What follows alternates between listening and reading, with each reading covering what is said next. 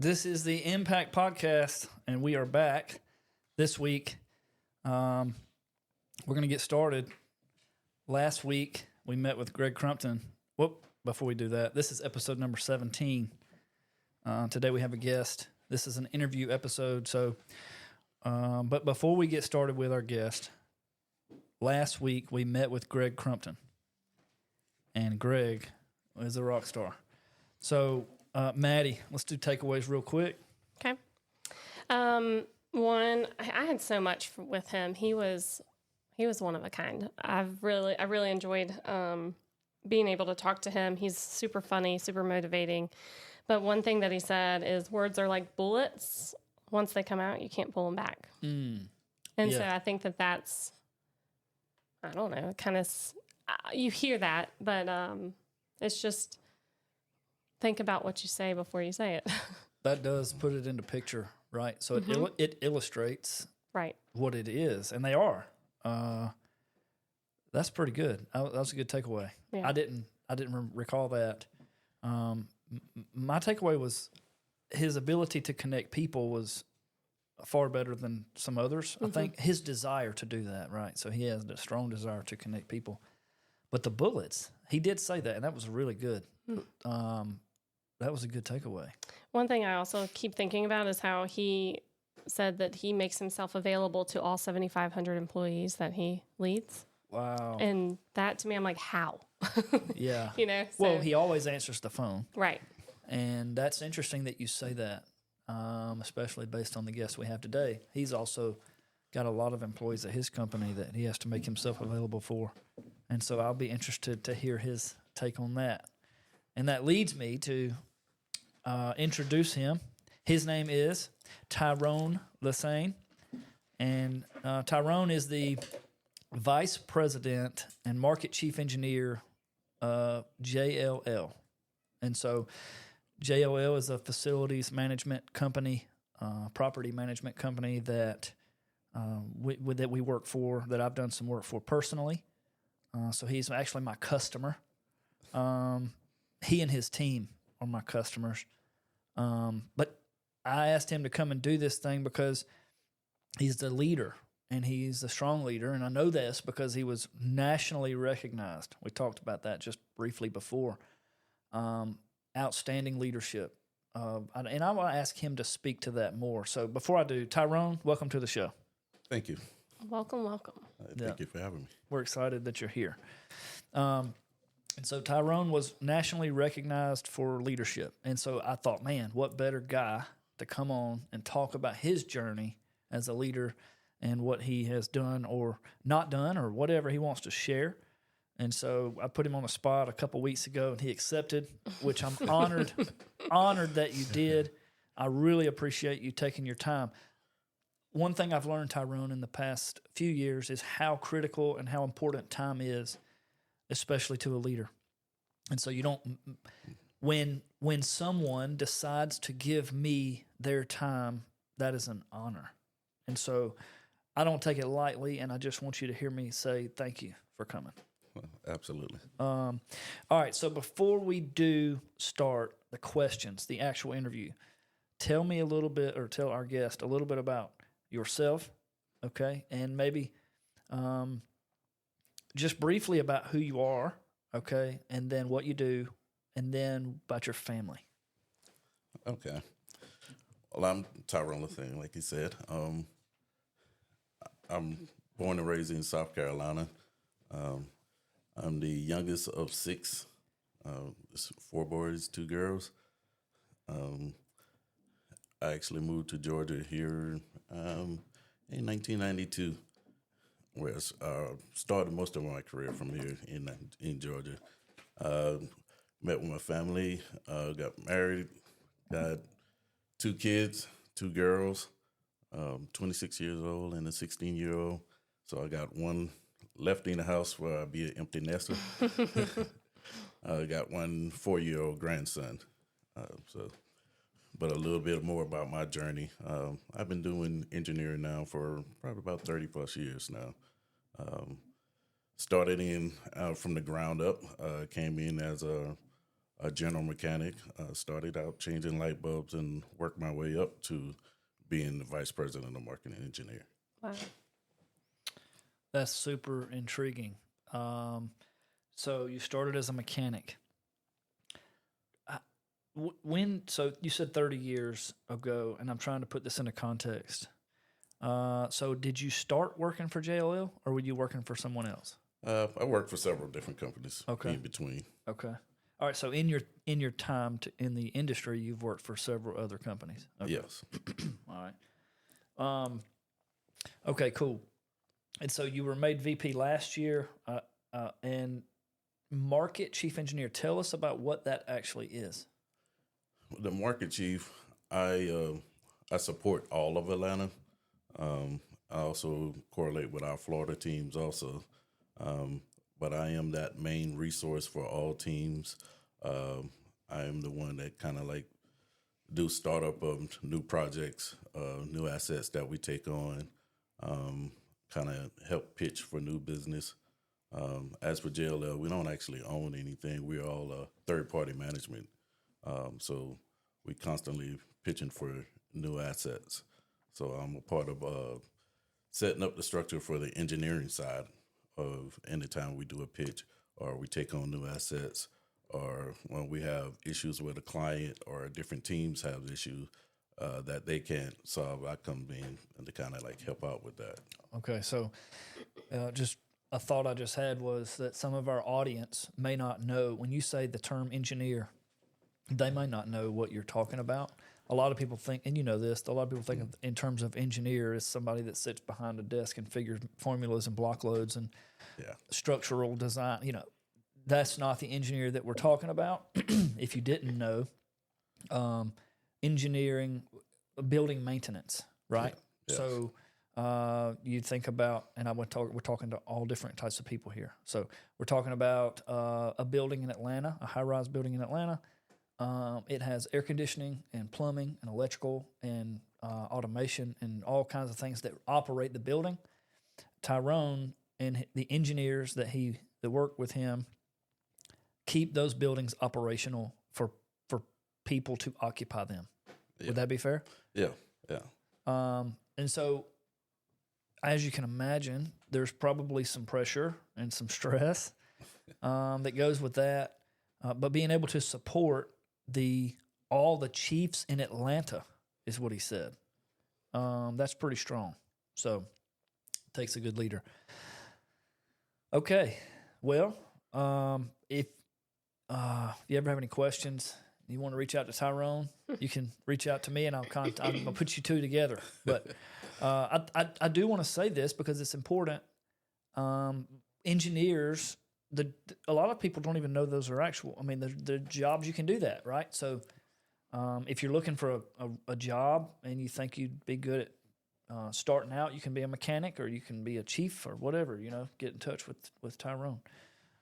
There's lots of those out there. Okay. All right. You ready to get started on the interview? Let's go. Okay, cool. Maddie, I'm going to let you go first. Okay. Well, so I'm going to ask the first question and then you're going to get the second one. All right. Perfect. So, Tyrone, what kind of impact do you desire to have on the world?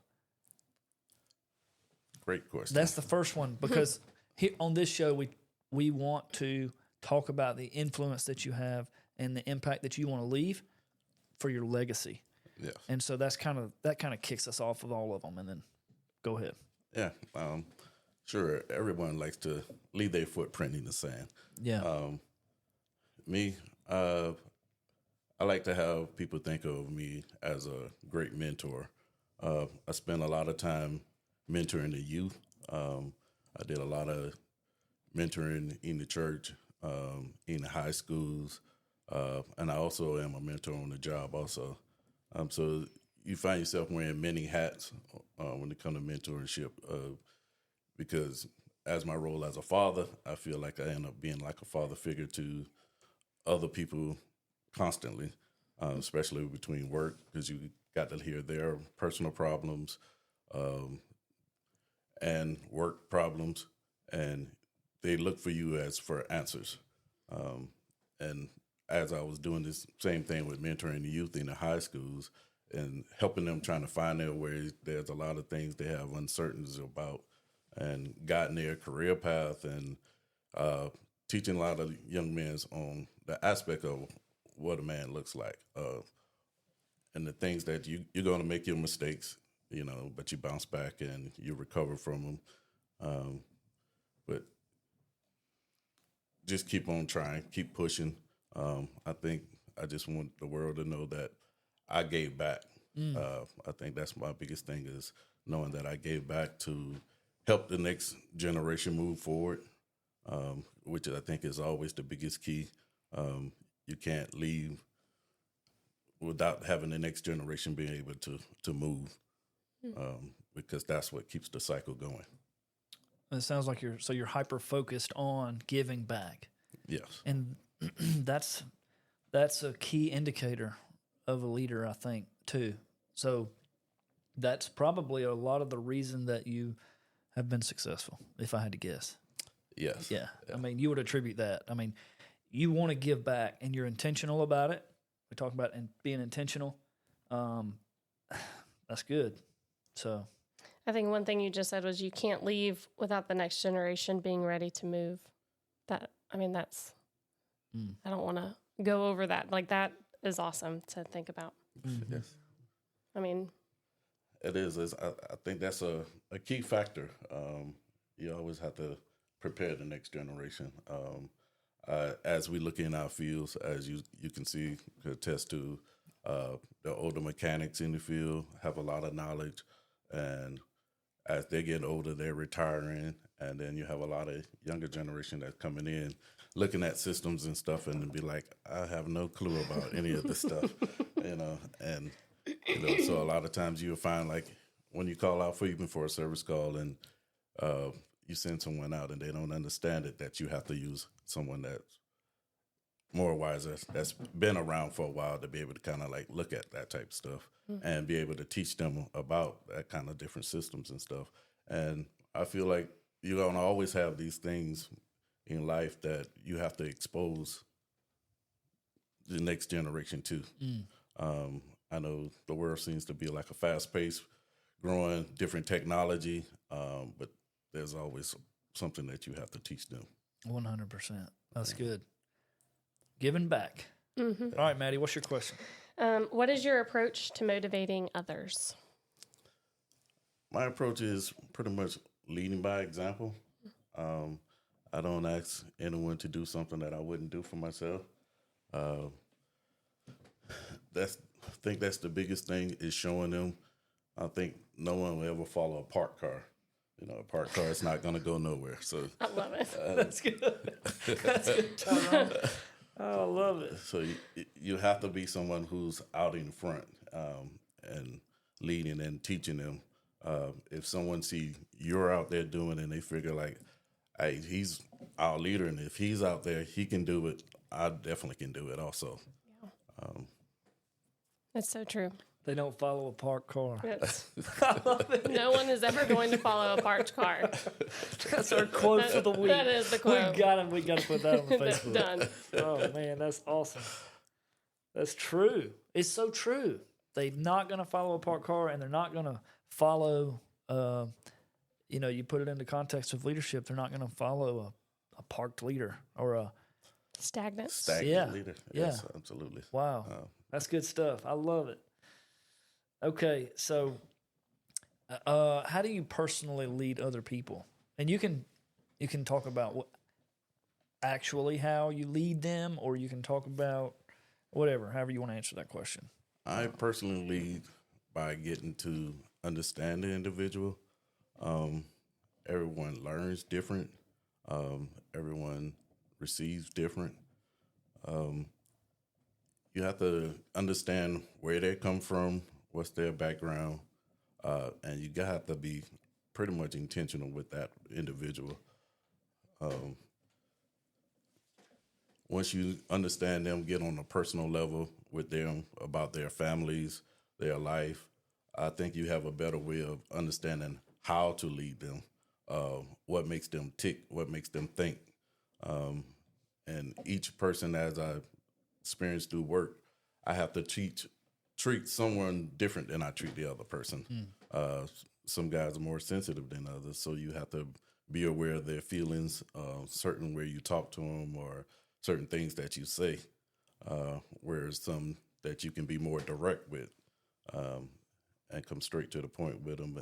But others, they tend to fall back if you get too aggressive or something with them. So you just have to learn each individual. So I personally try to learn everyone on my team, where they came from, their background, their family, their history, and let them understand mine as well. So I keep it kind of open. So we always have an open policy. So anyone can always walk into my office and talk to me and tell me anything. And I make time for that. Because if I feel that you have something pressing that you want to share, and that is constantly eating at you, so I have to make that time and talk to you and help ease your level. One thing you said, and I think it's interesting, you said basically seek understanding of the individual. Yes. And lots of folks might say they do that, but actually doing that is two different things. Yes, and I know you can attest to that. Yeah. You can say, oh, yeah, I care about my people. But the act of caring about your people is different. It is. I sense that based on what you just said. I mean, there was a lot of what you just said that's right straight from your heart. And there's none of that was not genuine. But seek understanding of the individual, where they come from, what makes them tick. That is powerful. And so that's how you attain influence. Yes, yes. You'll see more people respect you, and they're willing to follow you. And then they will more easy to buy in what you believe and follow you more. So the better you understand them, the better they understand you. Wow, that's good. Well, another thing that kind of stood out to me is if they want to come and talk to you, then you make time for them, so it's like, it's so easy to be like, oh, I don't have time. I got to go do this. I got to go, but the fact that you make it a point to make time, I mean, it probably speaks volumes to your staff and employees. Oh, yes. They always know that they can come and share with me at any time. Right. Yeah. So having said that, I want you to share a story now, because this isn't in the paper, but I'm sure it's happened. Can you tell us a story of a time where you had a full plate, you had a lot going on, you had a deadline, you had contractors in your ear, you had things going on, and one of your team members came to you and said, hey, we need to have a conversation, and you stopped what you were doing and gave them your ear? Can you talk about it? Like, women don't say names, but can you tell us a story when that happened?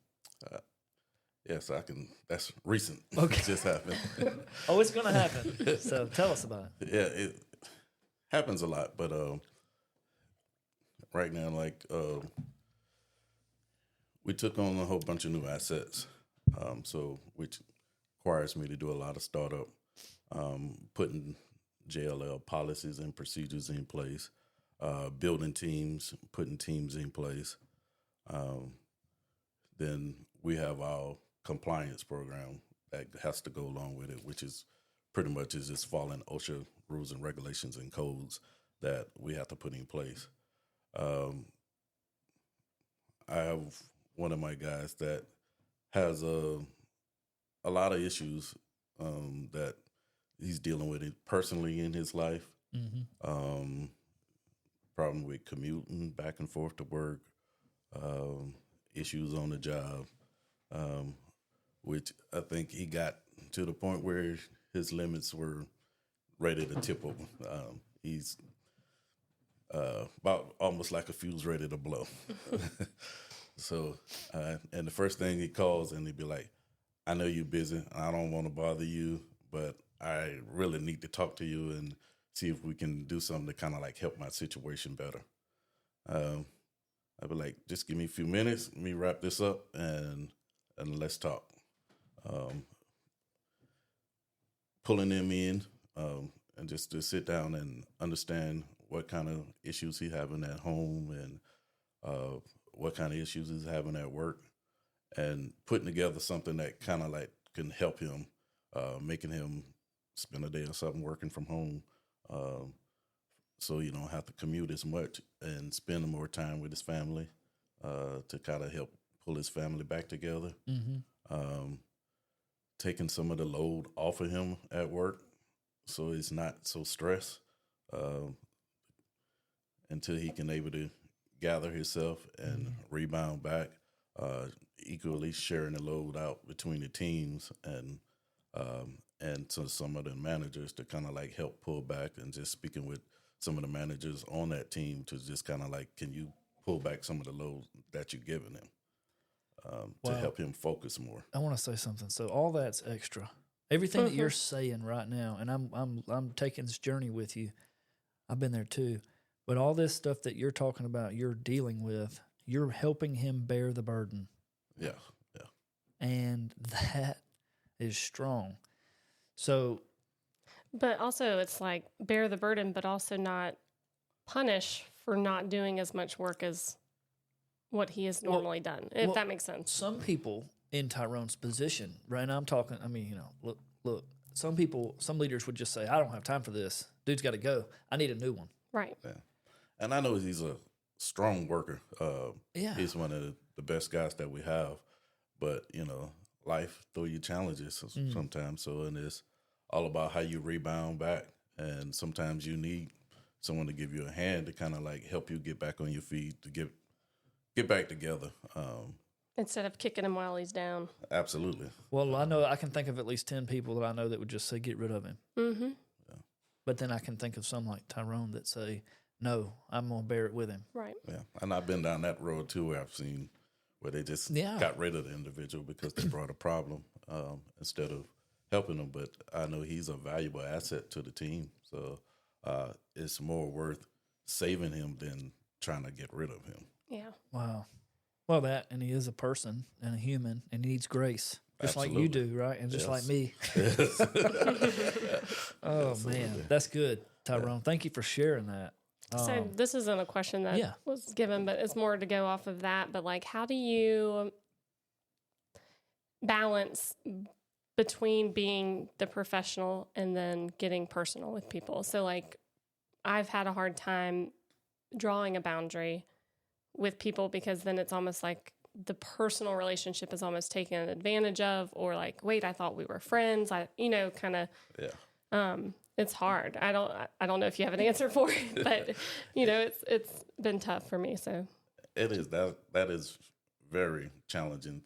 You want to understand the individual, you want to understand where they come from, but you don't want to impart too much with them because there's always that boundary and there's always that information that where I'm at, where I get higher level information that they cannot be privy to at a certain time. So it's always a true balance of trying to keep them, of not sharing too much with them and not going so far with them, but also just keeping them at a bay where you can have control with them. Right. Yeah. That makes sense. Well, and I think, Maddie, I think one thing that I could add to that is that I don't know that you balance it. You try to balance it. Yeah. But I think the true leaders put the people first always, no matter what. And sometimes it's better for the people not to know. Yeah. Okay? Or it's better for the people to be dismissed. Yeah. At least in my leadership journey, I have had people that worked for me that I've worked and had grace and mercy all the way through until there come a time where this is now best for them to go. And I had to let them go. Yeah. Okay? The difference in the great leader and the mediocre leader, the average leader, is their grace card lasts longer. Yeah. Okay? And that's my opinion, because that's what we have on here is opinions. I think that the grace card given by the great leader is a lot bigger than the grace card given by the average leader. And so, you know, that person can go a lot further down the road, and then you can bring them back. But again, at some point, a person has done it to themselves, and there's just a time where their time has expired in their current position. Mm-hmm. And I think that sometimes it's best for that to happen. Okay? That's just my opinion. Yeah, I think that's like the Disney model is they always say the people first. Yeah. They think about their employees first before anything else, and you have to put your people first because they're the one who do it for you. Right. So without our engineers, nothing works. Right. Well, it's people first, right? Yeah. People first always. And sometimes putting the people first creates what I call a casualty. Yeah. And somebody can't go. Somebody can't go any further. In fact, they can't even be on the team because it's best for them. Yeah. Not for the team. Because look, at the end of the day, and I think it's important to say this. This is my opinion. What's best for the people is always what regulates the people individually. Mm-hmm. And some people might say, CEOs and entrepreneurs, whoever, no, it's best for my team. Well, yeah, but your team's made up of people. Mm-hmm. Yeah. And so you got to do what's best for the people. And then when they align with what's best for your team, that's great. Yeah. But when they get misaligned, you still do what's best for the people. And sometimes it doesn't seem to be the best. Yeah. And that's one of the biggest challenges I think I have. Yeah. Where I have teams where guys probably been there for 20 years, so they get complacent. They're not growing anymore. And then that's where saying I have to come in and break up teams and start moving people around and trying to. Sometimes they don't understand you're trying to help their career. You're helping them and they don't believe it. Yeah. Yep. And putting them in a better situation for them to grow. But you can only go so far. And if they don't want to put their best foot forward, you got to want more for yourself than I want for you. So That's good. I can want for you all day, but if you don't want it for yourself, then it's never going to work. That was good. I'm going to write that down. Yeah. Man, that's That's true, though. You got to want more. I mean, in everything. Oh, Yeah. that's good. Okay, we're only 3 questions in. That's good, though. We had a little... Sorry. Man, the stories are Little good. squirrel there. No, the squirrels are good. That's where the listeners are going to really glue in. Because in these conversations that we have, man, and I really enjoy these because you go back and listen to them, and there's a lot of growth that can come out of these conversations. Yeah. And hopefully even for you, Tyrone, today. Oh yeah, absolutely. Okay. Maddie, did you ask the last question? Or did I? I think you did, Okay. right? Yeah, ask yours. All right. Has your leadership style evolved over time?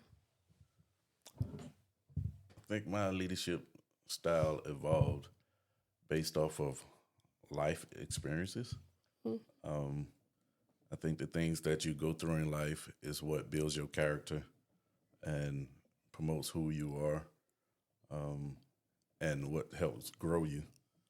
So you have a lot of failures, ups and downs throughout life, and that's what helps develop your character. That's what helps develop your leadership from the things that you go through.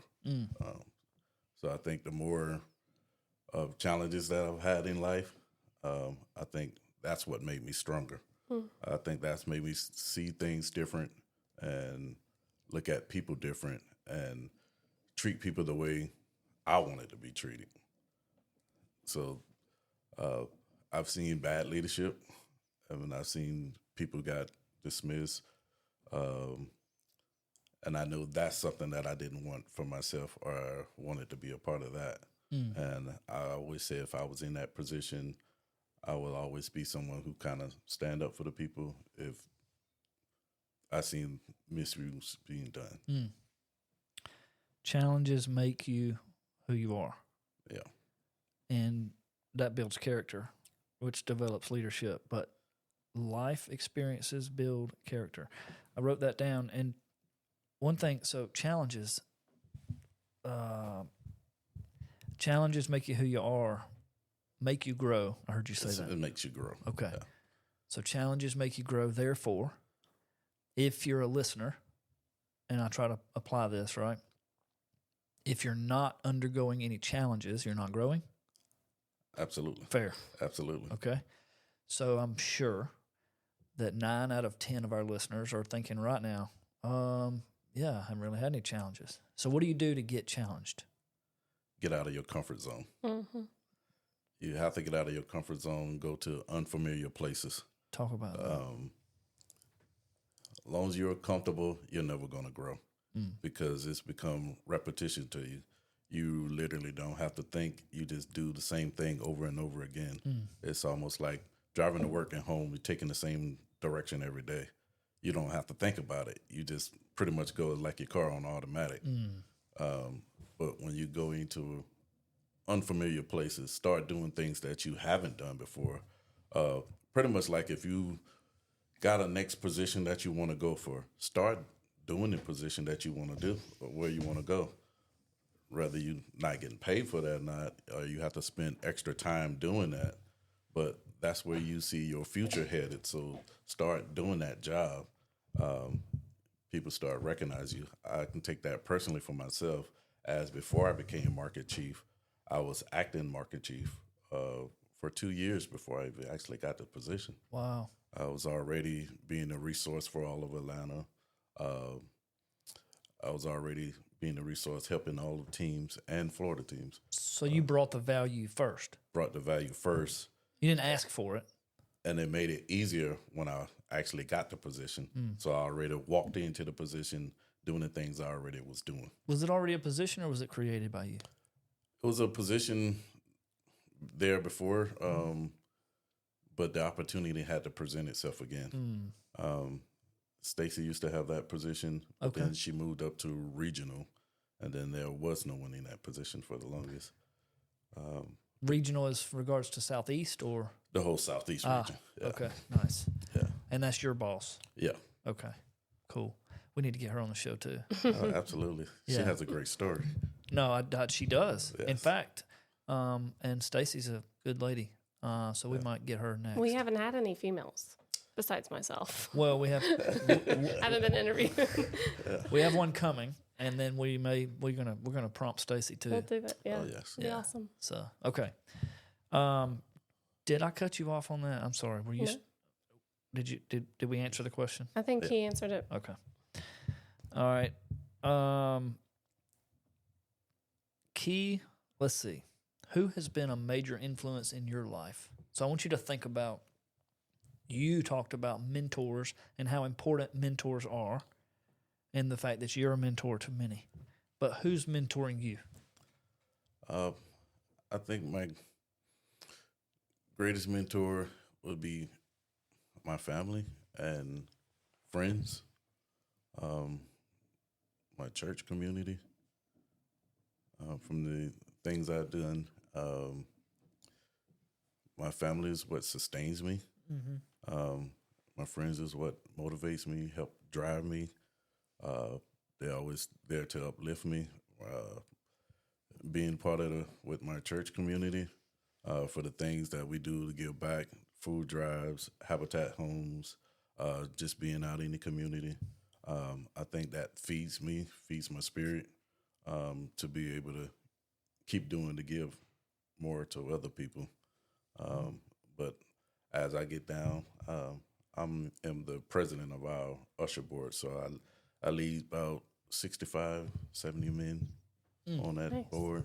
The one is thing that they came to me right in the middle of COVID and asked me about how can we get men back in the church? Wow. How can we do this? And that was one of the things that I was challenged with is building a board.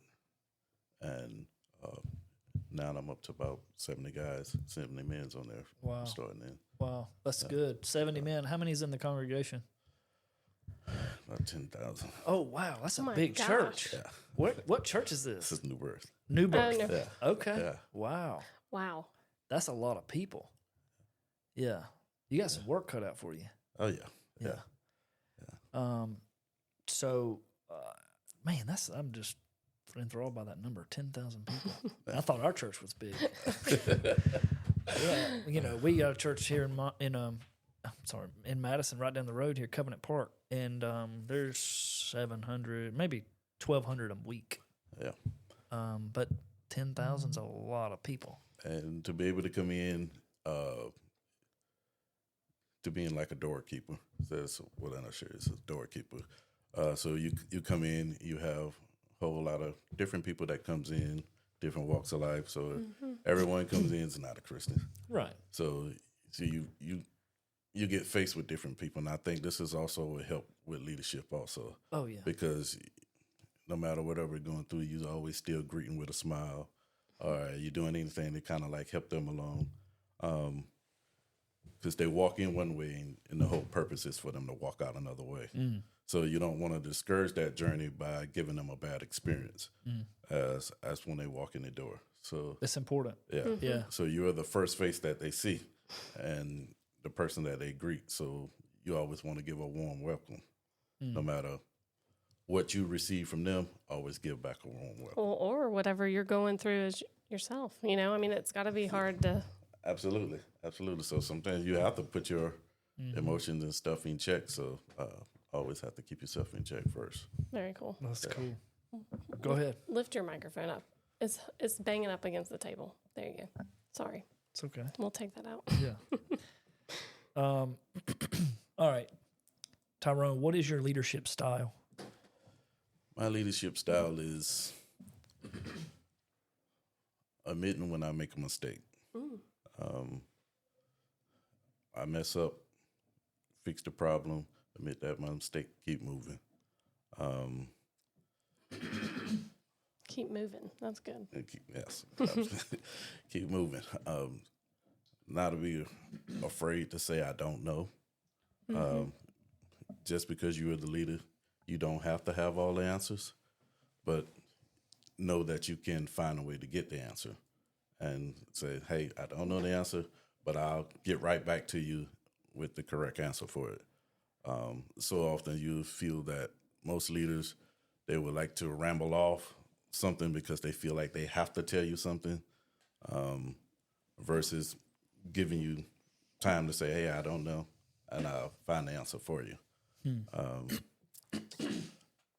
I think as a leader, like I said, time management, value people time. Time is important. Also giving people the same respect, equal respect, as from one is on the lowest level to the highest level, give them the same equal respect. I think that's great leadership, because the ones on the bottom is the ones who got to follow you. So you want to treat them the same way as you treat the ones on the top. So treat all your people the same, right? Yeah. No matter what their classification is. And then even to yourself, you put them in front, put them before you. Yeah, absolutely. So that's almost like an ego check, right? So, and that's where my head went when I said, what is your leadership style? So it would be a humble style, right? Because, I mean, that's the opposite of ego. Yes, absolutely. You definitely have to stay humble. Even in your successes, you have to be humble. You can't let your success get to the point where you feel that you're bigger than everyone else. So always stay humble in the equal level. Being that you talked about your church life, you can probably echo this.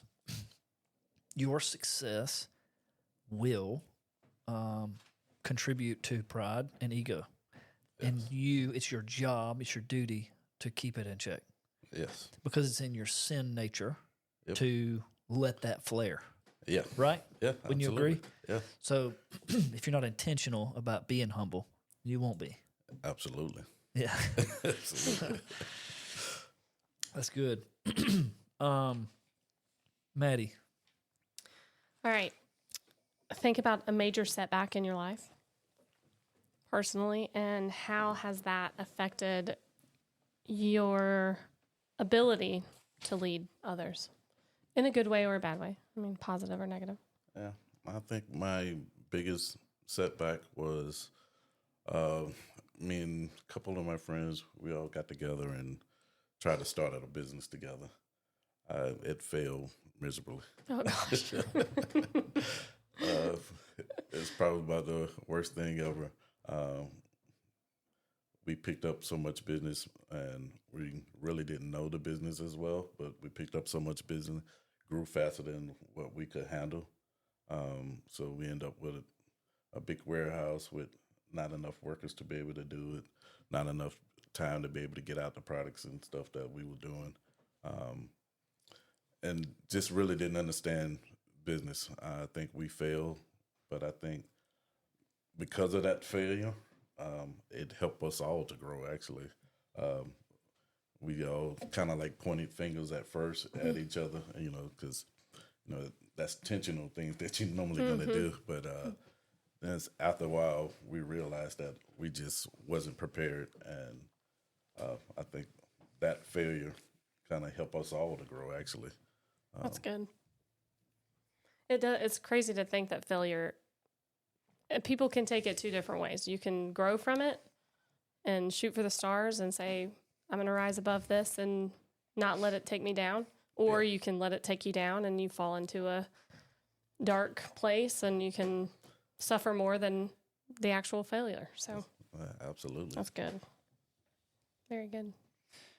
Okay, Tyrone. So I'll tell you what is this is a Maddie question. She's asked it before, but I'm asking it this time. What is the number one attribute a leader must possess? If you had a leader that was listening right now and you said, this number one attribute will help you develop the most, and this is the one you should focus on, which one is it? I would say being humble in your character. Posing good character, giving someone a picture of someone to follow. No one's going to follow you with a bad character, and being someone that you can respect. I think respect goes a long way, and it's given both direction. As they give you respect, you should give them respect back also. Just because you are the leader doesn't give you the right to disrespect anyone else. That's true. That's good. Characters. So character's number one, and I think that's on point. I mean, people don't follow people that don't have character. Yeah. So that's good. And having said that, can you give our audience a way? So one thing that I was listening back to our podcast number 11. And one thing that came out of that podcast was, and I think Maddie said it, and I can't remember exactly how it went. Essentially, character, I can't remember how it went now, and I'm drawing a blank because I'm thinking about it. It'll come back to you. Yeah. I'm going to have to get it to come back. So, tell me this, Tyrone. 3 people that you admire. 3 people that you admire. 3 people I admire. Yeah, and this was not on the sheet, so take your time. But 3 people, or just do 2. You want to do 2. 2 people that you admire, that you think are worthy to follow, maybe. And it could be anyone, family, work, anybody that you admire. Maddie and Jeremy. I mean, I'm just kidding. Yeah, exactly. Of course, you guys are VIP, huh? Oh, Yeah. definitely. But 1, 2, 3 people that you admire, and why? Work. Stacy Shirley, I can say I admire her. Okay. Why is that? When I first met her,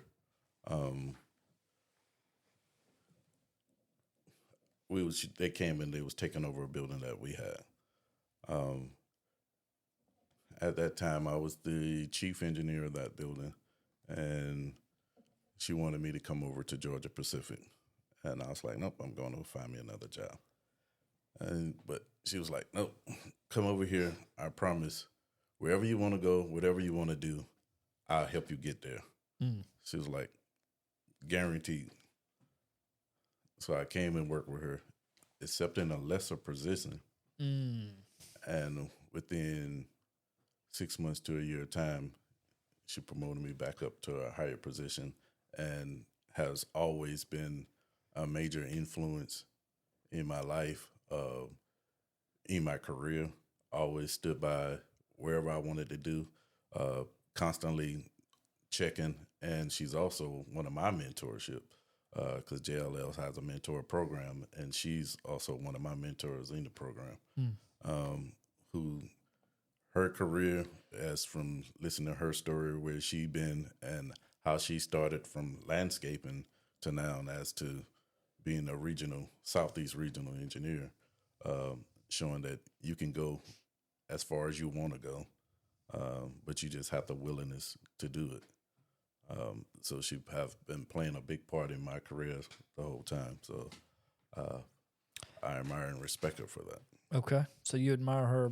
It sounds like she's done what she said she was going to do as well. Yes, I think. She followed through. Yeah. Keeping your promises. So I think that's a great leader. If you make someone a promise, uphold to your promise that you're going to keep. Sometime it may be hard, but uphold to your promise that you're going to keep your word. Yeah, absolutely. Okay. But she also kind of did the thing that you said earlier about you've got to want more than what I want for you. Absolutely. And so it's kind of like she can see that in you.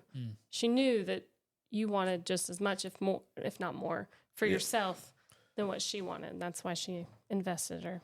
Yeah, she did. That was the first thing she sees. That she always said, like, I feel we are equal. Having you on the team with me is feeling like we have two chiefs together working in the same building. So that makes the team that much stronger. Well, and the first place my head goes is she wasn't insecure about that. No. She was confident in herself and her ability to lead, and she brought you with her. Yeah. And that's a high quality leader too, which that is not, in my opinion, that is the thing that keeps people from their growth, from continual growth, is insecurity. Yeah. And so when a leader stops growing, it's oftentimes because they've reached the limit and they're insecure from there up, right? So they won't let anybody else get near them. Yeah. And that's when your leadership stops. Your leadership journey has just been halted when you do that. Yeah. And so she didn't do that. She kept growing, and she grew you despite whatever was going to happen to her. And she, Yeah.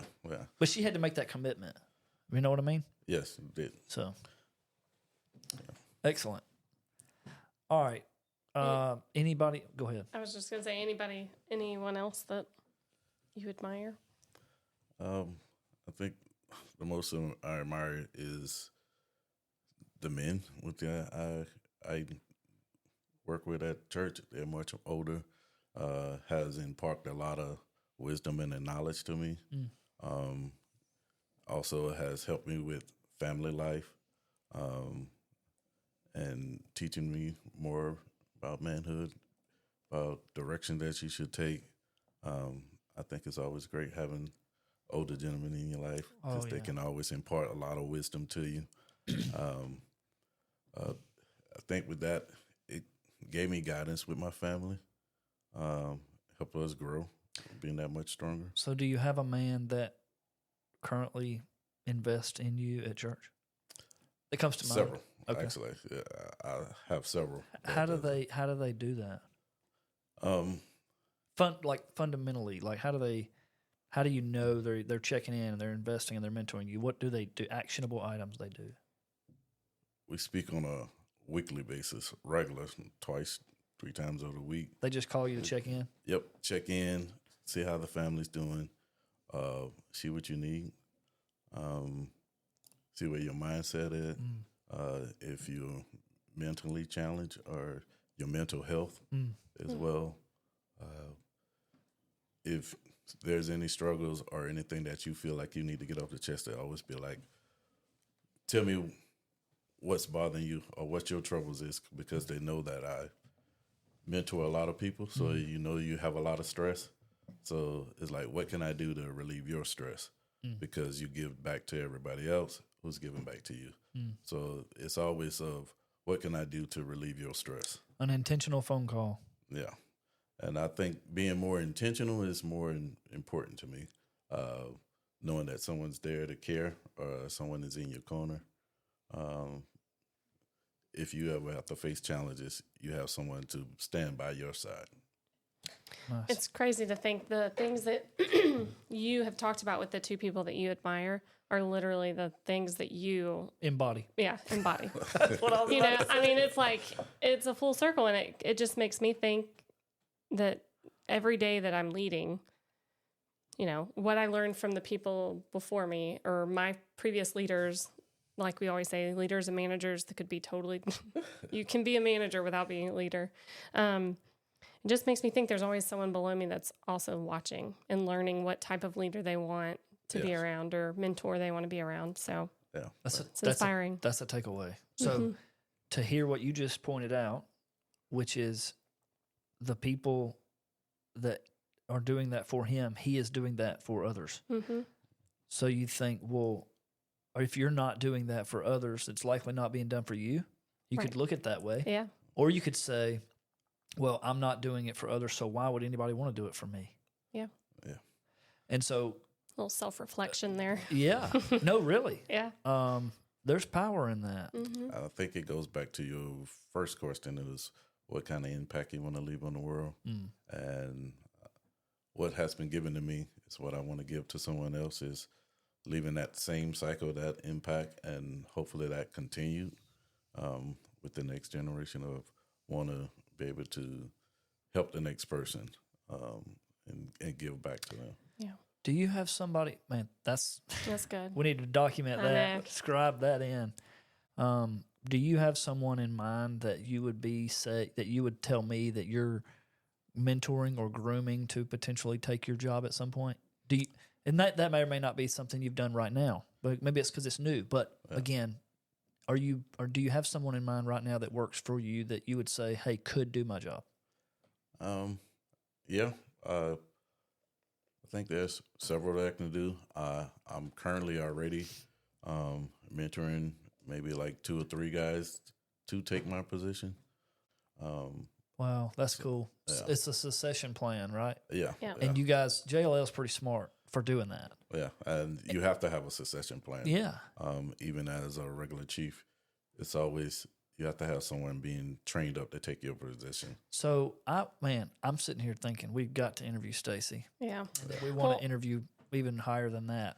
I want to touch what he's talking about right now is we've talked about it on a few episodes of like, you can't be afraid.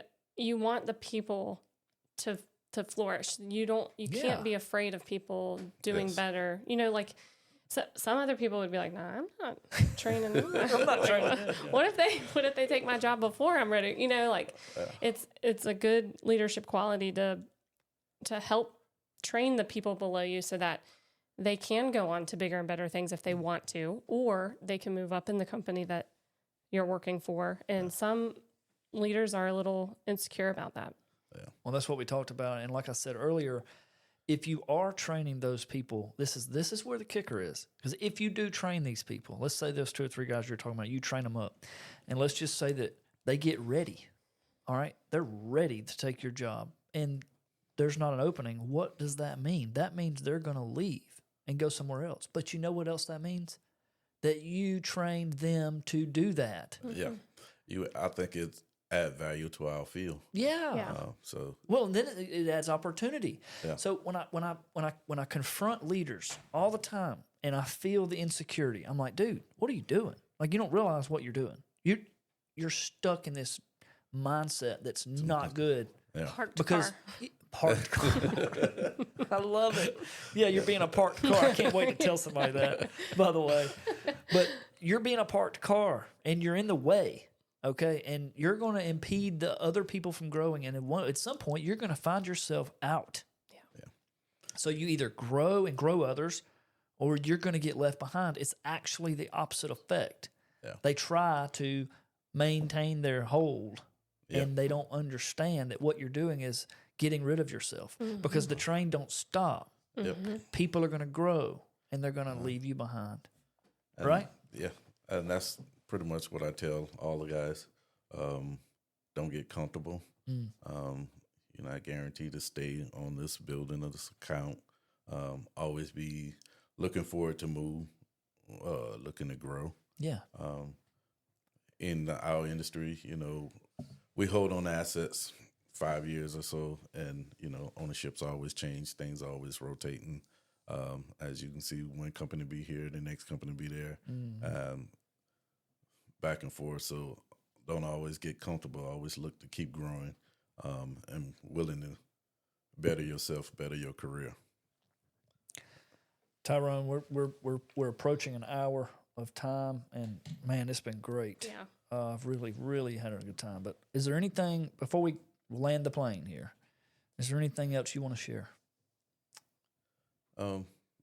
Yeah, I can say, don't be afraid to fail.